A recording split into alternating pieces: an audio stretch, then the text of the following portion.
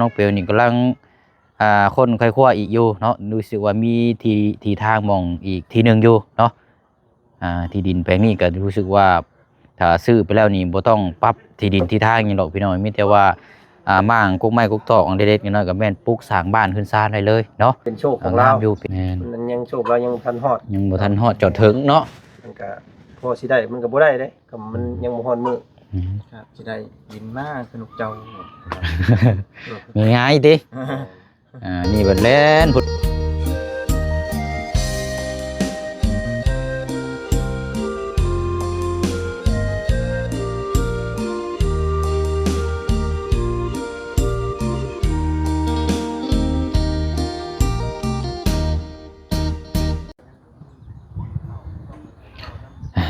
พี่น้องเนาะตัดภาพมาอยู่บ้านแกงทองขึ้นกับเมืองเซโปนแข้งสวรรณเขตพี่น้องเนาะเขามาอยู่นี่แหละพี่น้องเนาะเขตของทางหนองหัวเนาะถือว่าเขามาอีกรอบนึงเขามารอบนี้กับป้าพี่น้องเนาะลุยฝ้าลุยฝนแล้วก็ถนนหนทางกี่ตม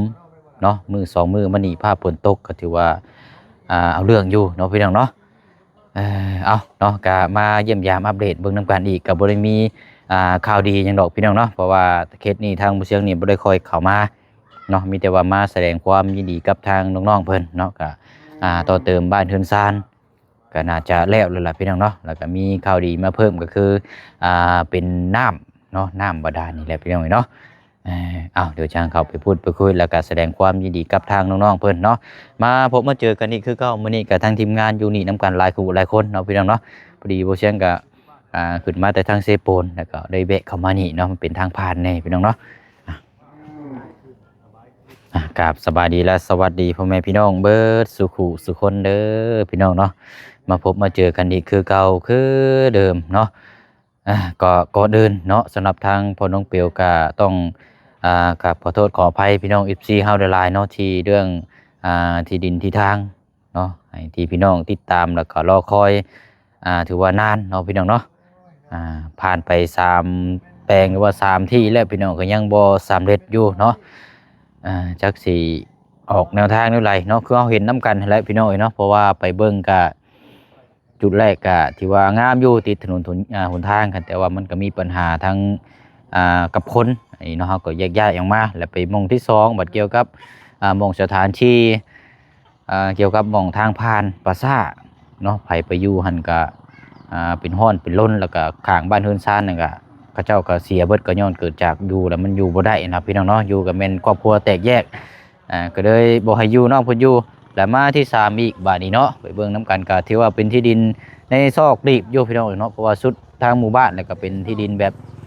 ลุ่มเหวลงเนาะที่เฮาเบิ่งน้ำกันล่าสุดนี่แหละพี่น้องเนาะแต่ว่า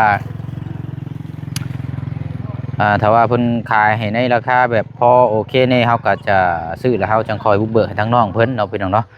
แต่ว่านี่ราคานี่เพิ่นเว้าราคาสูงเกินเฮาเลยแต่ละคนนี่ก็เลยอึ้มเลยพี่น้องเนาะก็เลยมีแต่ว่าบ่ได้ต่อถามราคาทั้งอ้ายเพิ่นพี่น้องเนาะมีแต่ว่าเฮาตอนนี้ก็รุ่นน้ำกันตัวนี้บาดนี้พี่น้องเนาะสำหรับที่ล่าสุดที่บ่เชียงเอาคลิปลงไปนี่แหละพี่น้องติดกับข้างหม่องทางกระตูบของทางน้องๆเพิ่นอยู่นั่นแหละพี่น้องแต่ว่าน้ำนี่ก็ท่วมได้อยู่หั่นกับพี่น้องน้ำยืงขึ้นมาจนฮอดอันนี้แหละหม่องกระตูบที่ว่าทางอ้ายเราอยู่นั่นแหละพี่น้องเนาะที่ว่าเมียป้าเรากับเมื่อได้3-4-5 มื้อนั่นแหละพี่น้องเนาะอันนั้นก็ลูกยังน้อยอยู่พี่น้องเนาะก็โอ้ยพาลูกพาเต้าเมื่อทางผู้เป็นเมียกับพี่น้องเนาะจะคิดว่าจังใดแล้ววันนี้อ้ายเราก็เลยให้โยกย้าย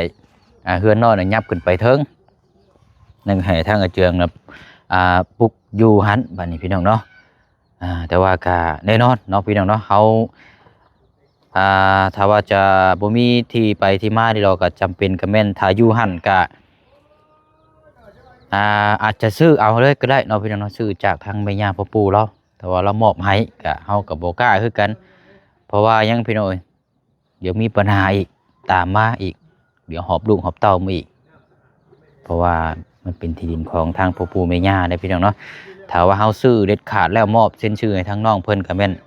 จบนะพี่น้องเนาะมีแต่ว่าสิเฮ็ดแนวทางแบบนี้แล้วพี่น้องเนาะก็รุ่นเบิ่งน้ำกันเนาะพี่น้องเนาะ ว่าที่ดินเนาะตัวนี้ก็ทางพ่อน้องเปียวนี่กำลังคนค่อยคว้าอีกอยู่เนาะรู้สึกว่ามีที่ทางมองอีกทีหนึงอยู่เนาะที่ดินแปลงนี้ก็รู้สึกว่าถ้าซื้อไปแล้วนี่บ่ต้องปรับที่ดินที่ทางหยังหรอกพี่น้องมีแต่ว่าม่างกุ๊กไม้กุ๊กตอกเด็ดๆน้อยๆก็แม่นปลูกสร้างบ้านขึ้นซานได้เลยเนาะงามอยู่พี่น้องแต่ว่ารุ่นน้ำกันว่าสิขายให้หรือบ่เนาะเดี๋ยวทางพอน้องเปียวจะบุกไปแล้วก็ไปถามเบิ่งน้ำกันเนาะเดี๋ยวติดตามเบิ่งน้ำกันพี่น้องมีอีกที่ดินที่หนึงเนาะเอาละพี่น้องเนาะก็มีอยู่2ข้อ2อันประเด็นตัวนี้แหละบัดนี้พี่น้องทราบว่าตัวที่ผู้เชี่ยวว่าเป็นล่าสุดนี่อันที่ดินอีกที่หนึงนี่ถ้าว่าเพิ่นบ่ขายให้หรือว่าราคาโหดก็ถ้ามันสุกนิสัยรอถัดไปบ่นั้นก็แม่นอยู่หม้องทางเฮือนอ้ายเราหั่นแหละพี่น้องเนาะอ้ายเราบ่อยู่เลยมีแต่ว่าโจมขึ้นไปแล้วก็พากันปลุกอยู่หั่นแหละพี่น้องแต่ว่าเฮาสิซื้อเลยซื้อมอบให้ซื้อเป็นทางน้องน้องหังทางลูกทางครอบครัวเขาเจ้าหั่นแหละพี่น้องเนาะเพื่อตัดขาดแต่ว่าก็ยังบ่ได้ห่างจากไกลทางครอบครัวใหญ่หรอกพี่น้องเนาะแต่ว่าเฮ็ดจังไดพี่น้องแต่ว่ามันเป็นไปตามนั้นก็ไปตามนั้นแหละพี่น้องเนาะเพราะว่า3ที่3ทางแล้วเฮาไปเบิ่งก็ยังบ่สำเร็จอยู่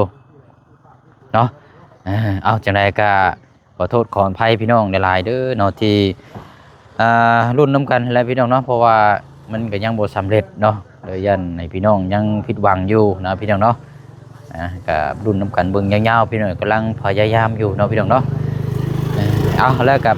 ฝากไว้พี่น้องติดตามเบิ่งน้ำกันอีกเนาะพี่น้องเนาะเดี๋ยวจากช่วงอันนั้นกับผู้ช่างก็สิเข้าไปหาทางเจืองอีกอยู่เนาะไปอัปเดตถามทางน้องๆเพิ่นอีกทีนึงอีกเนาะพี่น้องเนาะพูดคุยน้ำกันไปวันนี้เข้าไปเบิ่งทางบ้านเฮือนซานก่อนเนาะหลังจากเขาไม่ฟ้าเชล่าโอ้ยงามแท้เนาะพี่น้องไอ้ผู้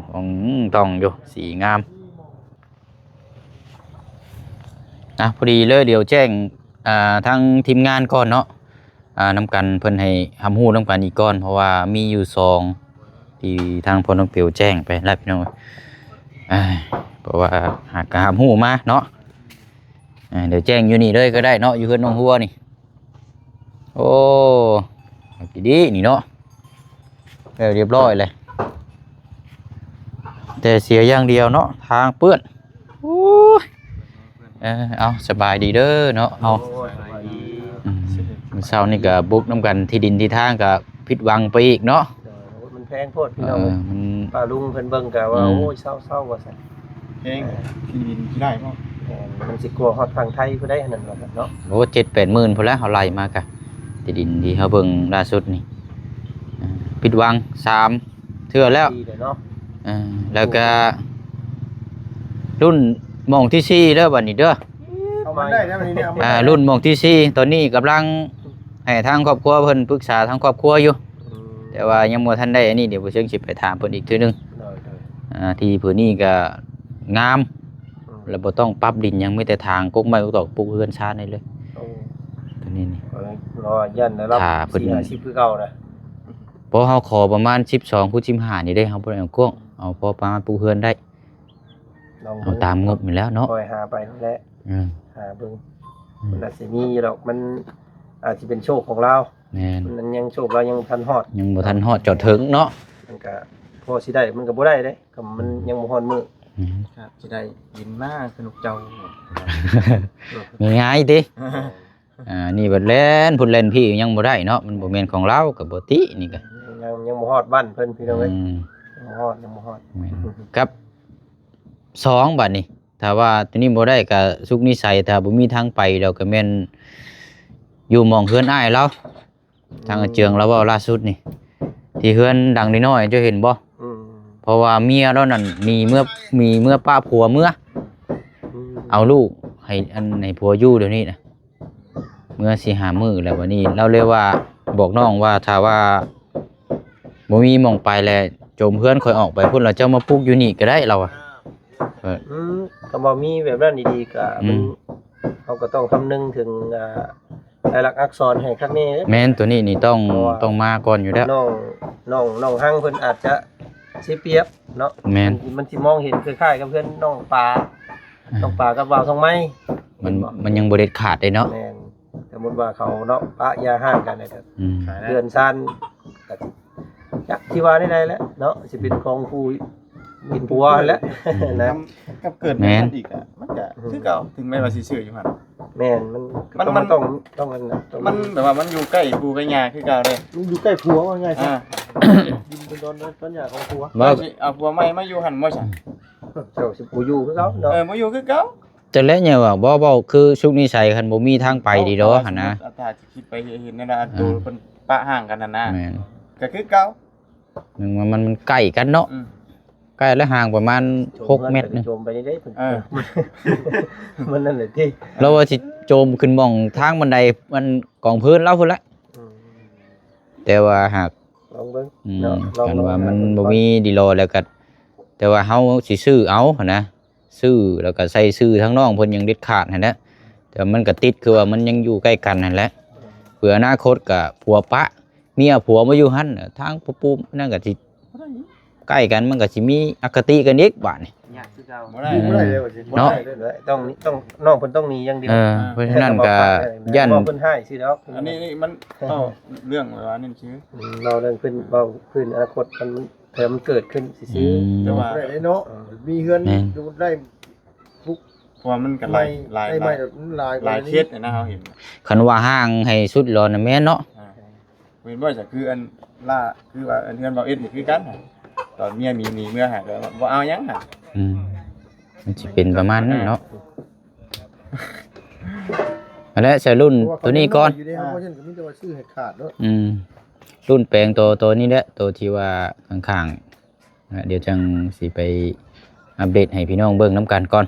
แล้วก็จังรอติดตามเบิ่งราคาว่าเพิ่นสิขายเท่าใดบอกเพิ่นคร่าวๆเลย อีก อืม ค่อยๆหาเบิ่งหาเพื่อ อืม นั่นแหละเพื่อจะให้น้องเพิ่นได้หมองมันโอเคเนาะ จบมันงามแน่เนาะ มันงามบ่แพงแล้วก็แบบว่าอยากให้มันสะดวกสบายให้ได้เนาะสบายสำหรับครอบครัวเราเพิ่นมอบหมายให้ได้ก็อยากเฮ็ดให้มัน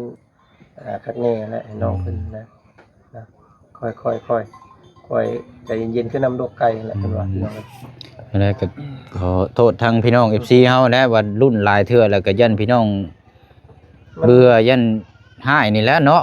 มันบ่ได้ง่ายได้พี่น้องการซื้อที่ที่ เออ คือคู่มือนี่แฮงกระเทกเนาะ ราคา ผู้เพิ่นอันนั้นน่ะเพิ่นยังกดราคาคู่มือนี่ กดราคาแล้วก็ที่มันก็ยังหายากแน่เนาะ ที่ตอนยากคู่มือนี่โอ้ยกเขายากมากแพงพี่น้องเอ้ย เห็นอะไรใครก็นี่แหละเพิ่นว่าเห็นเงินหน้าดำเห็นคำหน้าเละเนาะมันก็บัดหน่อยเห็นโอกาสที่ได้เงินดอกหน่อยบ่เอาได้บ่เอาได้ค่อยก็ได้เนาะ ได้บ่ได้นี่ก็เว้าก่อนได้เนาะ โยก มืดไปเบิดได้เงินภูเขาไผออกไผคือว่านะ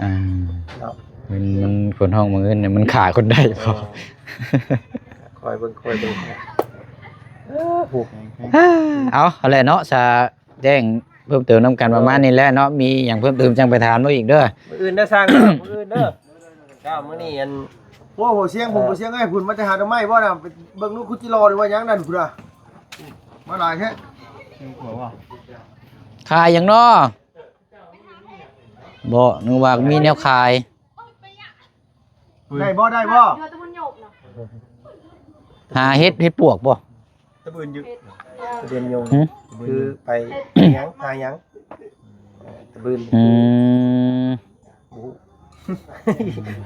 เป็นไปซื้อ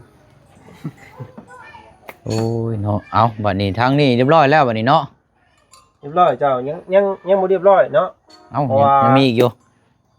อันนี้แหละสิมีแผนการเฮ็ดบันไดเปว่าบ้านเฮาเอิ้นเนาะ โอ้ ว่าฝั่งไทยเพิ่นเอิ้นบันไดหยังก็ ได้ขันบ่ บันไดก็มันคันคือกันนั่นแหละเนาะ นำกันเดียวกันเนาะ ก็เพิ่นเอิ้นมันสิมีชื่อเพิ่นอยู่ดอกเนาะก็บอกแม่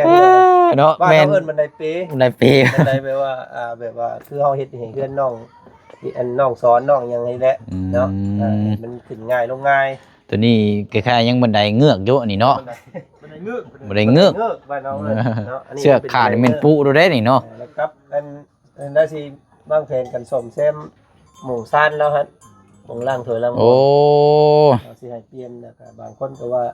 ให้เปลี่ยนเป็นเสาปูนเลยเสามันนี่เสาไม่แกนคักอยู่พี่น้องว่าจันคิดว่ามีแต่ว่าน่าสนใจนี่คือคอมเมนต์ที่เพิ่นว่ามุงเนาะมุง ต่อกระเทิบหมอก หลังคา มุงหลังคาให้เพราะว่าไม้มันจังบ่ดอก บ่ผูบ่พังต่อเกือนอันประตูอยู่บ้านมึงแสนเด้ที่เขาเฮ็ดให้เรานะ นี่นั่นแหละ คักได้ไปซั่นน่ะ เทิบลงมาสินะแล้วก็เป็นล่างเผือล่างบวงแต่ว่ามีแนวกั้งเนาะมัน อยู่ชานไปเด้อไม้มันจังบ่ผูบ่พัง ไล่อยู่บ่เปลี่ยนก็ได้อันว่าเสาดินนะแต่ว่าคือสิโอเคอยู่ โดย ลองเบิ่งรอบนี้บ่ทมบ่ทันดอกพี่น้องเอ้ยเนาะรอบขึ้นมารอบหน้าเด้อบ่อื่น เนาะ เบิดได้สิลองสิเบิดเวลาแหละมื้อก่อน เดินทางก่อนเลยเนาะ รถเบิ่งล่างก่อนเมื่อเช็คเข้า เนาะ ให้ศูนย์เพิ่นเบิ่งก่อน แบบทาง มันอาจจะมี ค่อยดีเนาะทางรถบ่จันกัน นึงดอกอันจุดเหตุมันนี่มันแค่เฮาเอาบ่ฮู้มันมีหมุงหัวๆน่ะมันน้ำมันไปถึงสายไฟ ระบบ นี่มันระบบมันก็ได้ล้วน ระบบล้วน ระบบไฟ เนาะ มัน ระบบไฟล้วนเป็นแบบว่าปิดไว้แล้วก็ไฟก็ยังหุงอยู่ อืม มัน มันเปียกเลยเนาะ เข้าเกียร์ก็ถึกมันถอยหลังเองบ่เจ้า แม่นมันแบบว่าเข้าเกียร์แล้วมันไปปกติอยู่แต่ว่ามันหน้าจอมันโชว์ขึ้นตีดคือเฮาอันใส่เกียร์ถอยซื้อ เห็นข้างหลังเฉย แม่นเห็นข้างหลังเลย โอ้ยเนาะมันยังรถ มันก็จักตัวเลย ไอ้นี่รถ น้ำเข้า มีใหม่เด้นี่พี่น้องยังบ่ทันได้เดือนครับยัง หาได้อาทิตย์นึงอาทิตย์กว่าๆนี่แหละ หลุดจากศูนย์มื้อนึงได้เด้นี่ยังมีปัญหาอยู่ ทางคณะเซลล์เพิ่นก็ทักหาเพิ่นว่ามันจะแนะนำให้เข้าศูนย์เด้อว่าซั่นแต่มันเฮามันยังเวียกงานอยู่พี่แหละเก็บอีกมื้อนี้ภาวนาแต่ว่าบ่ให้ฟ้าฝนตกนั่นแหละฝนตกอีกแล้วสิ มันสิมันสิพ่งเข้าไปนั่นแสดงว่ามันมีต้องมีหูมองหัวมันยังมันพ่งเข้าไปเนาะ หมุงน้ำเข้านะ คิดได้แต่ว่าเฮาบ่ฮู้แต่ว่าปิดหูตัวนั้นแล้วก็ซ่อมแซมตัวฟืนไฟมันก็คือสิ ไหลไหม้เนาะ มันก็สิบ่มีปัญหาได้ มันเขาว่า หา นะ จุด เนาะ ตัวที่ว่ามันนั่นน่ะนะ อืม ลองเบิ่งพี่น้องเอ้ย อืม เนาะ และเนาะมาเช็คเบิ่ง เอาผู้แล้วผู้ลง ไป เป็น เนาะ อยู่เพิ่นเฮ็ดสิสร้างกินทั้งนั้นเทิงผู้ ทุบหนังเข้มอีกแล้วบ่ รักแล้วหิวข้าว โอ้ยเบิ่งก็เด้อเสียเด้อบ่แม่นเลยมื้อนี้คันมีแนวกินนี่กินน้ำเด้อมื้อนี้หิวข้าวได้มื้อนี้ เด้อบ่มีแต่คนหิว เอ้าบ่ทันได้กินข้าวเนาะนี่เด้ซะเอาเฮ็ดกินบ่เออ บัดมื้อหิวก็โอ้ยบัดมื้อเนาะก็เลยตกแถว หิวก็ขอกินแล้วแหละเว้าตรงๆแล้วแหละ จมหิวแล้วมื้อนี้เนาะ เออ ใช่ไปเฮ็ดกับข้าวนะ ทั้งแม่ได้แน่นี่ โอ้ยอ่ะเบิ่งชมเบิ่งวิวเฮือนก่อนซะเนาะเบิ่งก่อน ท่านได้เบิ่งไหม เดี๋ยวขอ โอ้เนาะก็ดีนี่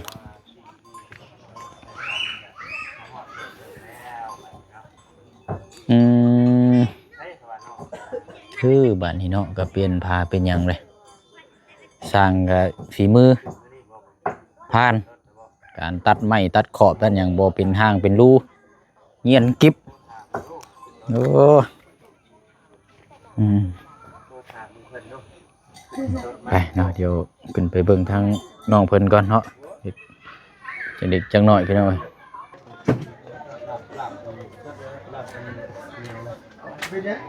อืมเบิ่งบ่อนั่นนี่ฮักได้นี่เนาะชานแล้วนี่แต่ว่าเสานี่ยังดีอยู่แต่เปลี่ยนต่อเติมตัวนี้นี่เนาะโอ้ยเอาเนาะเบิ่งก่อนเด้อตั้งขยันนี่เนาะมายามใดก็เฮ็ดแต่แนวอยู่แนวกินบ่แม่นแนวหนึงก็แนวหนึงโอ้ยเอาสบายดีเด้อแม่เด้อเด้อเอาเนาะล้างถ้วยล้างโต๊ะนี่เนาะแต่ระวังแต่ชานเนาะเนาะมันถูกมันพังหมดเลยคัน ได้เจาะหน่อย คันเขย่านี่ฮักได้นี่ เดี๋ยวอยู่วัดเนาะเอา สวัสดี ทางน้องหัวเดี๋ยวโทษเด้อไปเสียงนี่ไมค์ก่อนหน่อยเนาะเนาะรู้สึกว่ามองแล้วมันคือสะอาดน่ะก็คือแบบงามแบบนึงเฮือนบัดนี้เนาะนี่แหละเนาะคือเพิ่น มัน ว่า ตินเยอะ ตกแต่งมีการเฮ็ดกันหยังก็งามเฮ็ดกินหยังไอ้หอมแท้นี่ สินหมู โอ้ทางครอบครัวเพิ่นนี่ตั้งกันสิเว้าก็ ต้องมีพระคุณกับทางทีมงานนี่รอได้พี่น้อยเนาะมายามใดนี้ตามบ่เชื่อมเบิ่งนี่เฮ็ดแต่กับข้าวกับน้ำเนาะเอาดี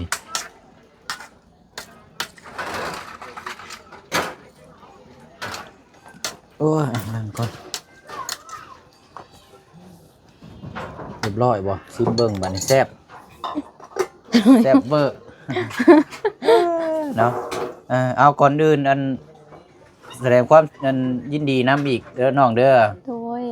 แล้วก็ได้ยินว่าสิมีต่อเติมหมองซ่านหมองล่างถูล่างบวงแล้วก็มีบันไดนำอีกเนาะ โดย ถือว่าข่าวดีมาเรื่อยๆอยู่ขึ้นแล้วก็บ่แม่นเอาหัวมาอยู่บ่บัด บ่หยอกซื่ออยู่นำกัน3คนเนาะเดี๋ยวเนาะ โดย ก็ได้ยินว่าทางน้องก็สิเดินทางลงมาซะบ่ โดย เนาะเฮ็ดงานอยู่เวียงจันทน์พุ่นน่ะเนาะ โดย มาอยู่นำกันหลายคนก็ม่วนแล้วบัดนี้เนาะก็ยีดอกอยู่กับเฮือนชานก็แน่นนาทาวอนในพี่น้องเนาะมั่นคงอยู่ยีดอกบัดนี้ออกเฮือนเข้ากับล็อกกุญแจไว้มันก็บ่อันตรายเป็นคลองแต่อย่าลืมล็อกกุญแจเท่านั้นเนาะ